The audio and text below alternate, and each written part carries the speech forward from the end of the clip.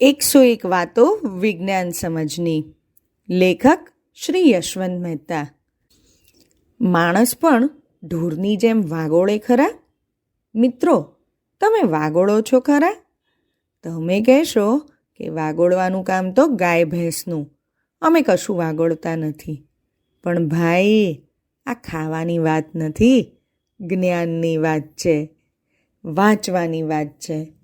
જ્ઞાન મેળવવાથી જ જ્ઞાન પોતાનું થઈ જતું નથી, તેને વાગોળતા રહેવું પડે છે. તો લો, વાગોળવાની ચીજ વિશે જ તમને થોડુંક જ્ઞાન આપીએ. તે પહેલાં તો ધ્યાનથી વાંચો, પછી વાગોળતા રહો અને તમે ઘણા લાંબા સમય સુધી વાગોળતા જ રહી જાઓ. એવી અદ્ભુત આ બધી વાતો છે. પહેલી તો એ વાત જાણીને તમને નવાઈ લાગશે કે દાંત ધાતુના બનેલા છે. બોલો, છે મનાય તેવી વાત? પણ હકીકતમાં દાંત મુખ્યત્વે કેલ્શિયમ ફોસ્ફેટ નામના પદાર્થના બનેલા હોય છે. આ એક ખનિજ ધાતુ છે.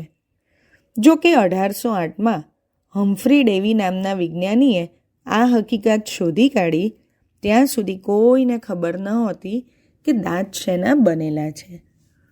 અને આ હમ્ફ્રી ડેવીએ જ ઓપરેશન માટે માણસને બેભાન કરવા માટે વપરાતો હસતો વાયુ નાઇટ્રસ ઓક્સાઇડ શોધી કાઢ્યો હતો.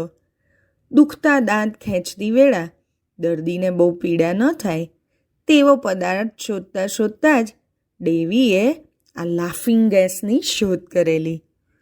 કોઈક વાર તમને લાગતું હશે કે તમારા દાંત હલે છે. શેરડી જેવી ચીજ ખાતા દાંત આગો પાછો થતો હશે. તમને બીક લાગી જતી હશે કે દાંત ગયો. પણ ડરશો નહીં, દાંત કુદરતી રીતે જ પેઢામાં એવી રીતે બેસાડેલા છે કે થોડા આઘા પાછા થઈ શકે.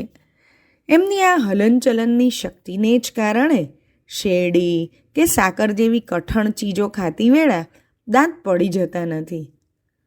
દાંત કોના મજબૂત? એવો પ્રશ્ન કદીક તમને થતો હશે. જવાબ છે એસ્કિમો અને આફ્રિકનોના. એ લોકોના દાંતમાં ભાગ્યે જ સડો થાય છે. ભાગ્યે જ નાની ઉંમરે તેમના દાંત પડી જાય છે. જ્યારે અંગ્રેજો અને યુરોપિયનોના દાંતમાં સડો વધુમાં વધુ રહે છે. દાંતનો ખાસ ઉપયોગ તો ખોરાકને ચાવવા માટે થાય છે. પણ ઘણી ખરી વાર છોકરાઓ દાંતનો ઉપયોગ બચકું ભરવા માટે પણ કરે છે. ખરું ને?